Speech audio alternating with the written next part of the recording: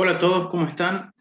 Vamos a comenzar con la resolución del problema número 9 del tema número 1 de contabilidad gerencial. Vamos a comenzar leyendo el problema. Al 31 de diciembre de 2019, el estado de situación patrimonial de Coral Regalería es el siguiente. Bueno, y el temario nos da un estado de situación patrimonial de la empresa.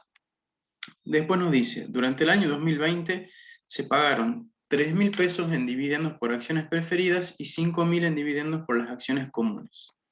Hay 20.000 acciones comunes en circulación. Durante el 2020, el saldo de caja aumentó en 5.000 pesos. Cuentas por cobrar en 12.300 pesos, mientras que inventarios disminuyó en 2.500 pesos.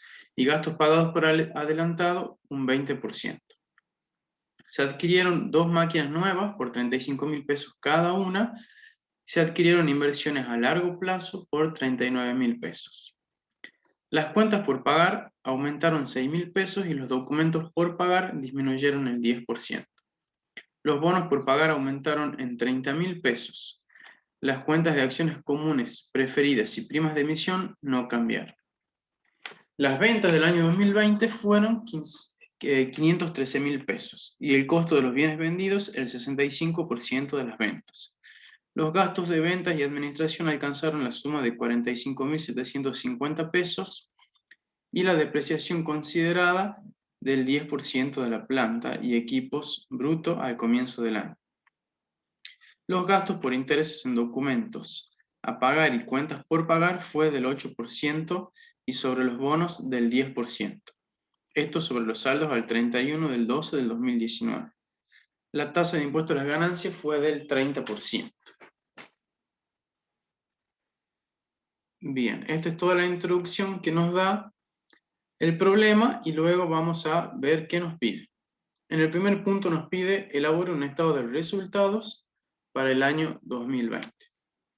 Bien, vamos a pasar al Excel para comenzar a desarrollar el estado de resultados.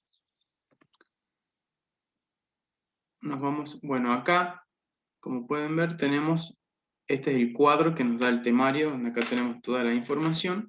Así que vamos a pasar a desarrollar el estado de resultados según la estructura que habrán visto y leído ya en la bibliografía. Bien, vamos a comenzar con las ventas, que el temario nos dice que son 513.000 pesos. Luego, el costo de mercadería vendida, que nos decía que era el 65% de las ventas. Entonces, vamos a colocar la fórmula y nos da el resultado de 333.450 pesos. Esa diferencia nos va a dar el margen bruto, es decir, las ventas menos el costo de mercadería vendida. Luego el temario nos dice que teníamos gastos de administración y comerciales por 45.750 pesos. Los vamos agregando y eso nos da el EBITDA, que va a ser el resultado de tomar el margen bruto y restarle los gastos de administración y comercialización. Nos queda en total 133.800 pesos. Luego vamos a tomar las amortizaciones, que nos dicen que son un 10% de lo que teníamos al 31 de diciembre del 2019 en plantas y equipos, que son 218.000 pesos. Es decir, que las amortizaciones van a ser 21.800 pesos. Una vez que tenemos el resultado de las amortizaciones, vamos a poder calcular el EBIT, que es el EBITDA menos las amortizaciones. Luego vamos por los intereses.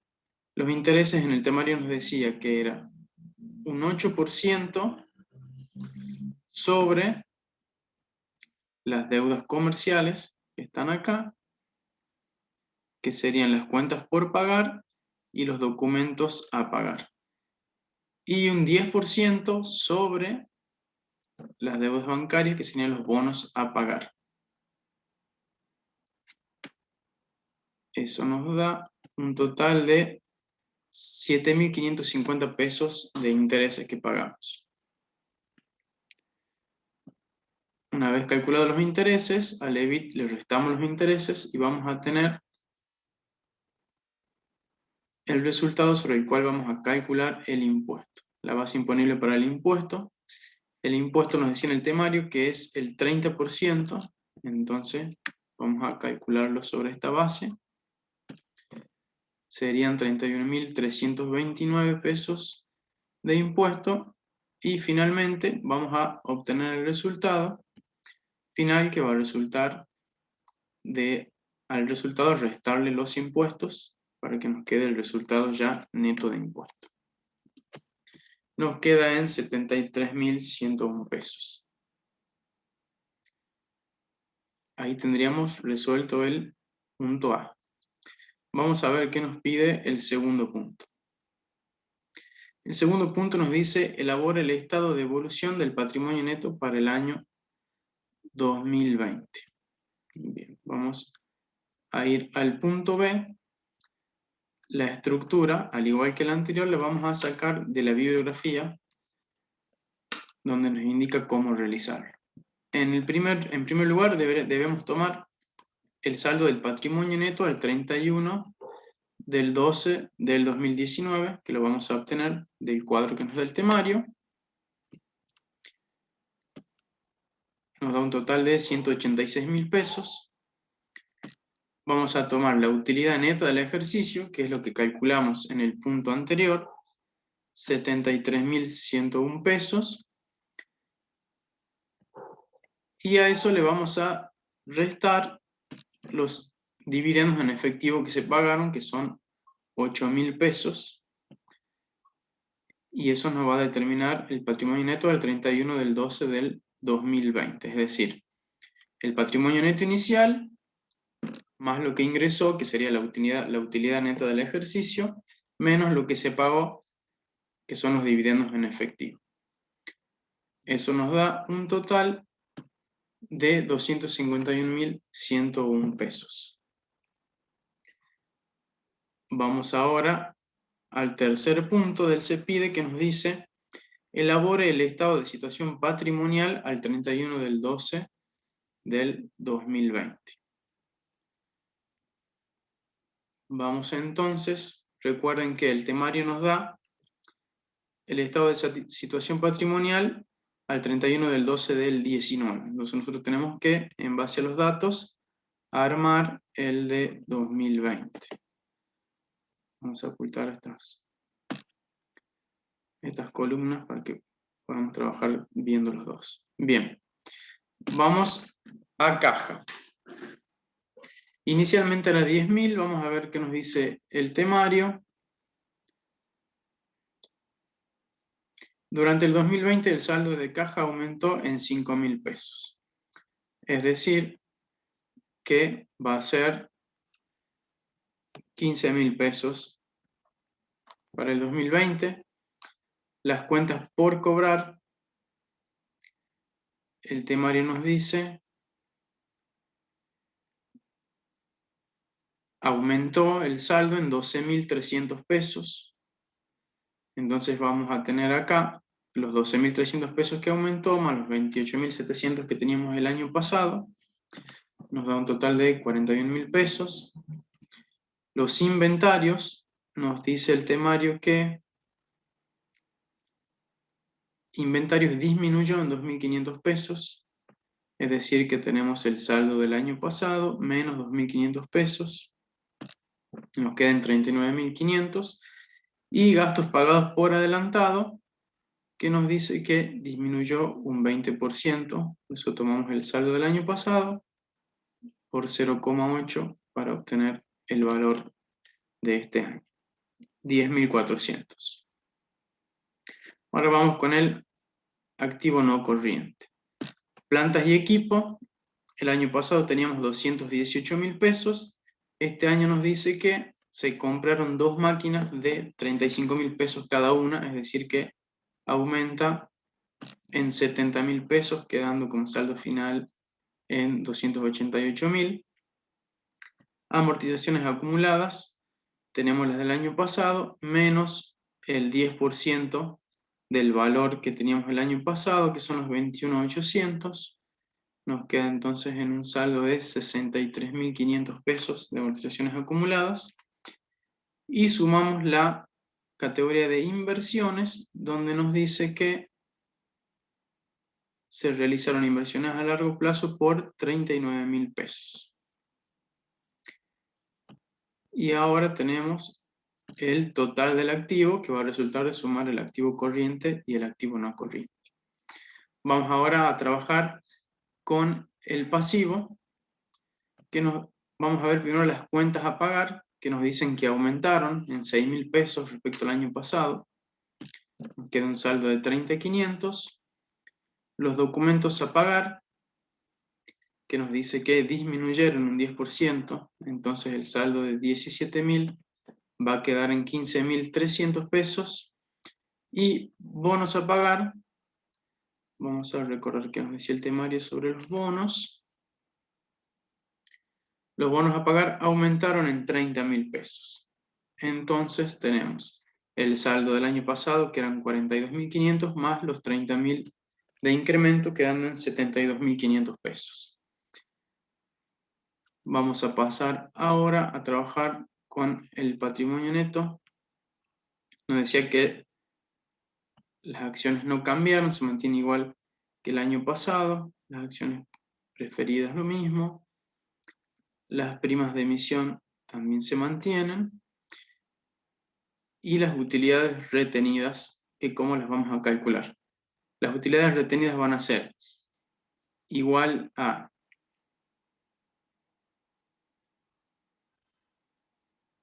vamos a volver al punto B, donde calculamos la evolución del patrimonio neto, y vamos a tomar la utilidad neta del ejercicio menos lo que se pagó de dividendos, más el saldo inicial que teníamos de utilidades retenidas, que era 46.000 pesos, y eso nos da un total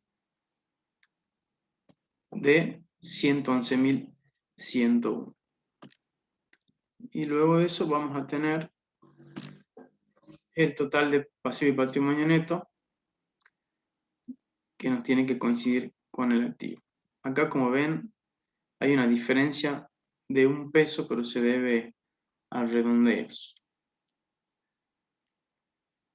Bien, ahí tenemos completo el punto 3 que nos pide el estado de situación patrimonial. El punto 4 nos dice, elabora el flujo de caja para cobrar regalería. Bien, vamos a trabajar entonces con el punto D. Vamos a armar el flujo de caja. La estructura para armar el flujo de caja también la podemos obtener de la bibliografía y vamos a empezar a trabajarla. Primero, vamos a tomar el EBIT y comenzamos el cálculo, usamos el EBIT como base. Entonces tenemos 112.000 pesos. Vamos a tener las amortizaciones y depreciaciones, que son por un total de 21.800, y eso nos va a dar el EBITDA, que es 133.800. Luego nos dice incrementos de cuentas por cobrar. ¿Cómo lo vamos a calcular? La diferencia entre lo que teníamos un año y el otro. Como se incrementaron de 28.700 a 41.000 pesos, van a estar en el flujo de efectivo restando, porque es dinero que no ingresa a la empresa. Vamos a trabajar ahora con los incrementos de inventario, que van a resultar de la diferencia de inventario de un año y el otro, que son 2.500 pesos. Disminuye el inventario, quiere decir que tenemos menos mercadería y más efectivo. Entonces vienen sumando. Los incrementos en deudas comerciales también va a surgir de la diferencia de la misma cuenta en los 2 años. 30.500 menos 24.500, que nos da 6.000 pesos de incremento. entran sumando en el flujo de efectivo porque al ser deudas comerciales es dinero que no salió de la empresa y le estoy debiendo a los proveedores. Documentos a pagar, también de la misma manera, tomando la diferencia entre 17 y 15.300. En este caso van restando porque al tener menos documentos a pagar es porque pagué, lo cual hizo que egrese efectivo de la empresa.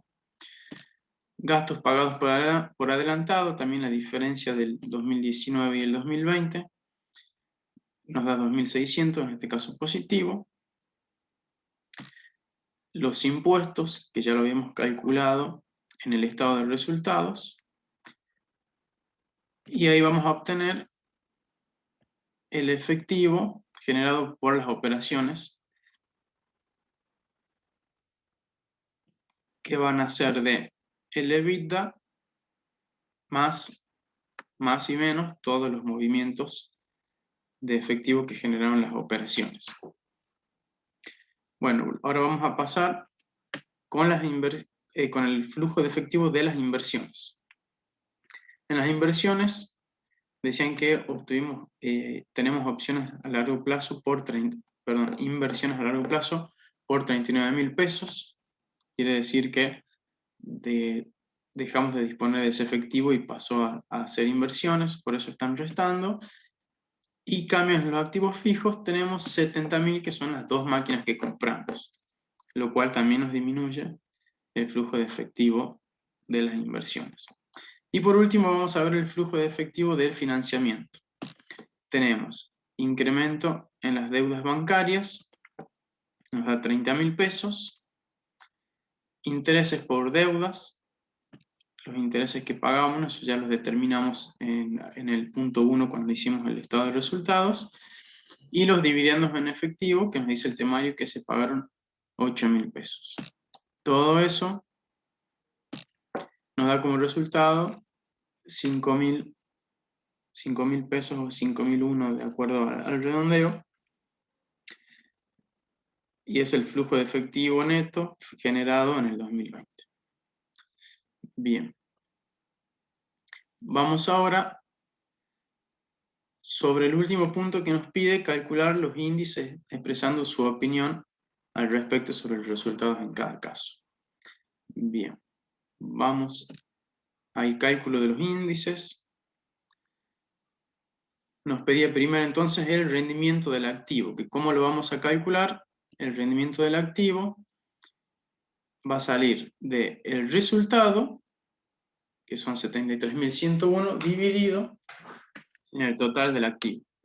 Nos da un rendimiento del activo de 0,20 o un 20% si lo tomamos en porcentaje.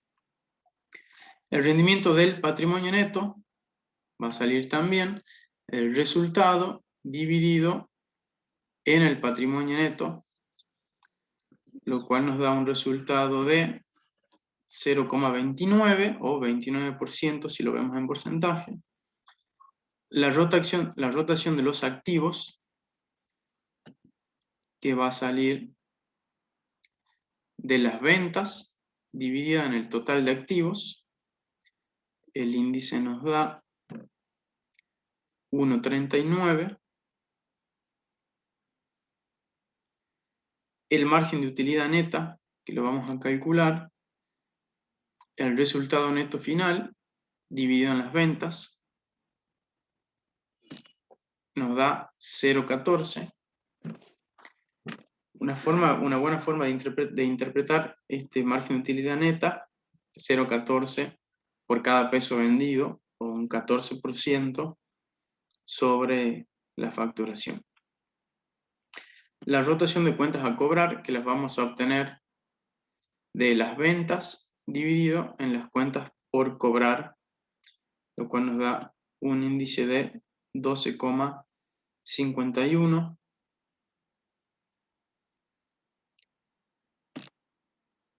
El índice de resultados sobre intereses, que lo vamos a obtener dividiendo el resultado en los intereses, el índice nos da 14,80. lo cual nos dice que con el resultado que generamos podríamos cubrir 14, casi 15 veces los intereses que tenemos que pagar.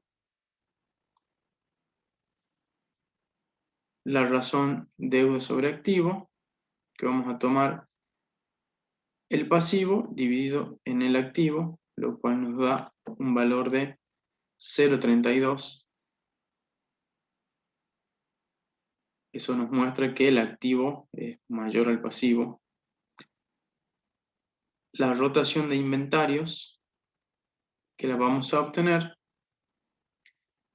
el costo de mercadería vendida, 333.450, dividido en los inventarios, cual nos da un resultado de 8,44. Lo que nos está queriendo decir este índice es que en el año se rotaron los inventarios 8 veces y media aproximadamente. La razón corriente, que va a salir de dividir el activo corriente en el pasivo corriente, nos da un resultado de 2,31, o sea, el activo es 2,31 veces mayor. Y la prueba ácida, que consiste en el mismo índice, pero quitando los inventarios del activo. Y nos da 1,45. Se hace menor porque la cantidad de activos disminuye al sacar los inventarios. Se le dice prueba ácida porque es la capacidad de respuesta que tengo yo para responder con mis activos, para cumplir con mis pasivos en este mismo momento, sin considerar los inventarios, que para poder disponerlos tengo que venderlos primero. Por eso es que el resultado es menor en la prueba ácida que en la razón corriente. Muy bien, eso sería todo lo del problema. Los invito a resolverlo. Es un problema dentro de todo, no tiene mayores complicaciones, para que no digamos que es fácil, porque no es fácil. Pero seguramente si han leído bien la teoría, van a poder resolverlo sin problema. Y también está bueno porque abarca varios temas, ven todas las estructuras con las que vamos a trabajar. Y ante cualquier duda o consulta, no duden por favor de ir por los foros, que ahí vamos a estar contestando y ayudándolos para que puedan llegar a los resultados y comprender todo. Muchas gracias.